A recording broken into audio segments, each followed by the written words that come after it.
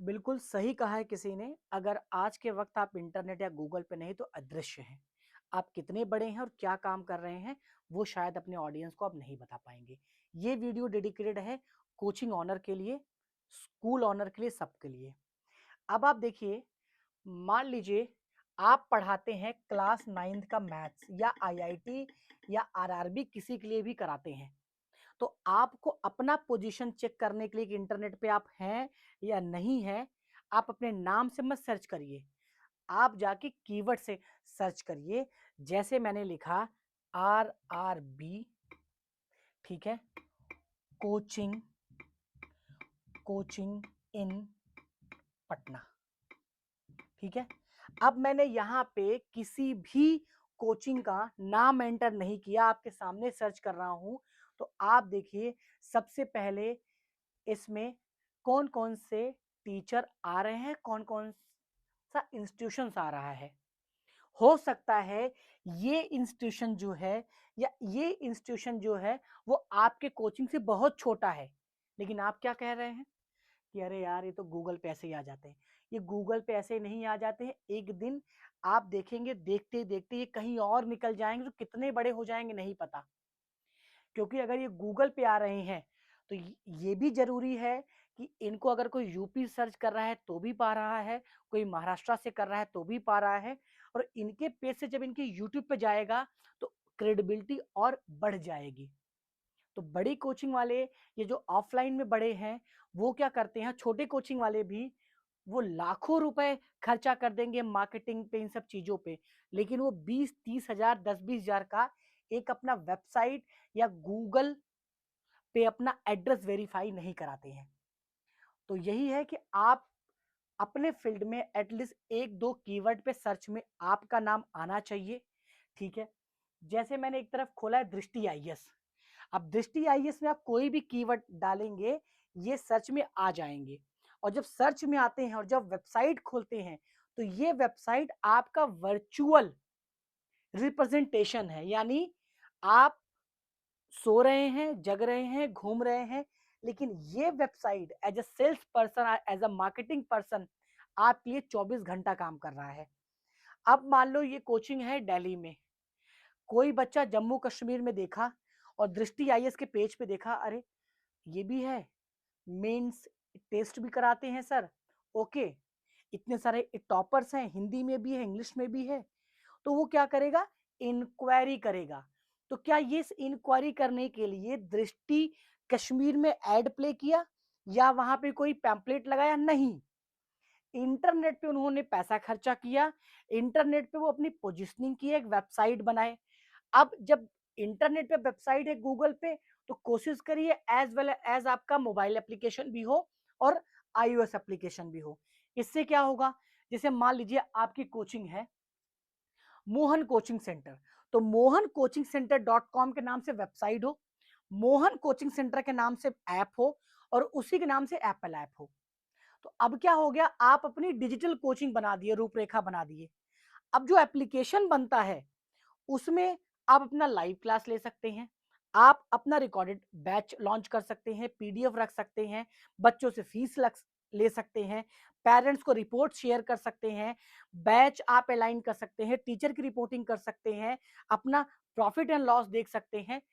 पूरी कोचिंग आप छोटे से एप्लीकेशन से मैनेज कर सकते हैं। यानी पूरी कोचिंग आपके जेब में, आप किसी भी शहर में हैं, मैनेजमेंट में ही आप चेक कर सकते हैं कि आपके कोचिंग में क्या चल रहा है, राइट।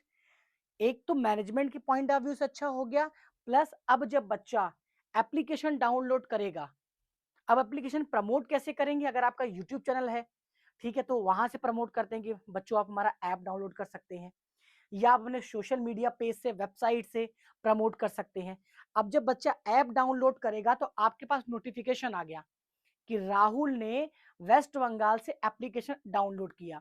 तो आपके जो पर्सन है, काउंसलर हैं, उस बच्चे को फोन करेंगे कि हाँ बेटा आपने एप्लीकेशन डाउनलोड किया है, कौन सा सब्जेक्ट आपको पढ़ना है, ठीक है। अब मान लीजिए आपके पास ऐप नहीं है तो आप कितना लॉस कर रहे हैं ये आपको आइडिया नहीं है। हो सकता है आपके यूट्यूब पे कुछ लोग बोले सर मेरे यूट्यूब पे व्यूज नहीं आते, 100-200 व्यूज हैं तो ऐप क्यों बनवाऊं। सर ऐप अगर 1 करोड़ का है तो मत बनवाओ, लेकिन ऐप अगर 10, 15, 20 हज़ार का है तो इतना स्टेप हम 1.5 लाख का पैनल उधार लेके ले लेते हैं, लेकिन 10, 20 हज़ार का एप्लीकेशन नहीं बनाते, वो हमें महँगा लगता है। क्यों?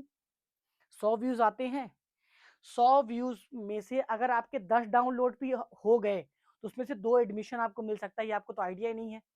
और यूट्यूब आपको कितना इनकम देगा? 100 व्यूज़ पे तो यूट्यूब आपको देखेगा भी नहीं, इवन 10,000 हो जाएँगे तो भी नहीं देखेगा। लेकिन 10,000 व्यूज़ पे अगर आपका 1,000 भी या 500 भी डाउनलोड हो गया, तो उसमें से आपको 100 एडमिशन मिल जाएगा। तो अब आपने क्या किया, अपने ब्रांड को यूट्यूब पे ले गए, मोनेटाइज़ किया और आप अपने एप्लीकेशन बच्चे को लेके आ गए, यानी अपने प्राइवेट प्लेटफ़ॉर्म पे लेके आ गए। ठीक है? तो अपने टाइम को मोनेटाइज़ करिए, अपने नॉलेज को मोनेटाइज़ करिए और आज 100 आ रहा है ना, वही 100 वाला हो सकता है कल 1 लाख भी पहुँच जाए। तो अगर डे 1 में आपका एप्लीकेशन बना है, तो उसका ग्रोथ भी तो बढ़ेगा। छोटी चीज़ें पहले ही करनी है। इसीलिए मैं बोलता हूँ कि डिजिटल वाला काम जो है, वेबसाइट, एप्लीकेशन, ये सब कोचिंग खोले आप, दूसरे दिन काम दे दो। यूट्यूब बाद में बनाओ, चलेगा। ठीक है? अब दुकान हम खोल रहे हैं, ठीक है? दुकान हमने खोल दिया और उसमें सामान नहीं रखा, ठीक है? प्रचार कर रहे हैं, कोई फ़ायदा है उसमें? कोई फ़ायदा नहीं है। तो अगर आप प्रचार कर रहे हैं और यूट्यूब को माई-बाप मत समझिए, यूट्यूब एक म मार्केटिंग प्लेटफ़ॉर्म है। वहाँ पे अपना ब्रांड बनाइए, अपने प्रोडक्ट को लॉन्च करिए, लॉन्च पैड बनाइए और आगे निकलिए। इसलिए बोलता हूँ सीरियस होना है। अब अगर आपका एप्लीकेशन है, ठीक है? या वेबसाइट है, तो अब आप अपना बुक लिखना चाहते हैं तो बुक लिखिए। बुक लिख लिया, तो उसको लॉन्च करने का, सेल करने का टेंशन ही नहीं है। यही बुक अपने वेबसाइट पे लॉन्च कर दिया, यही बुक अपने ऐप पे लॉन्च कर दिया। एक बार कहीं आपने पब्लिश किया, नोटिफ़िकेशन हर जगह चला गया।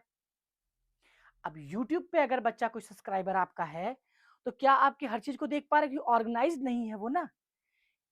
इसीलिए एप्लीकेशन एक ऑर्गनाइज़्ड है, जहाँ आप सारी चीज़ें उसमें कर सकते हैं।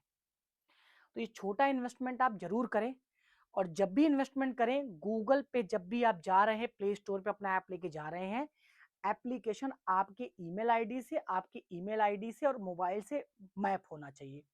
सो दैट उसका मालिकाना हक आपके पास हो, किसी डेवलपर के पास ना हो, कि कल को कंपनी बंद हो जाए तो आपके पास डेटा पूरा रहे, आप कभी भी उस डेटा को यूज़ करके अपना नया एप्लीकेशन बनवा सको और आपका लॉस ना हो। ठीक है? तो ये भी ध्यान देना है आपको और ये आप किसी से बनवाइए। ठीक है? हमारी एक छोटी सी टीम है जो इस पे काम करती है, आपको सजेस्ट करती है। अगर आप हमें फ़ोन करेंगे तो आपको सजेस्ट कर देगी, सर ये 2-4 वेंडर हैं, इनसे आप बनवा सकते हैं। और शुरुआत बहुत छोटी है, मुझे ऐसा लगता है कि 15-20 हज़ार, 25 हज़ार तक आपका सारा काम हो जाएगा। तो अदृश्य मत रहिए, नहीं तो मेहनत आप करोगे, मिठाई कोई और खाएगा। ठीक है? चलिए मिलते हैं किसी और नेक्स्ट वीडियो में, तब के लिए जय हिंद, जय भारत। Thank you.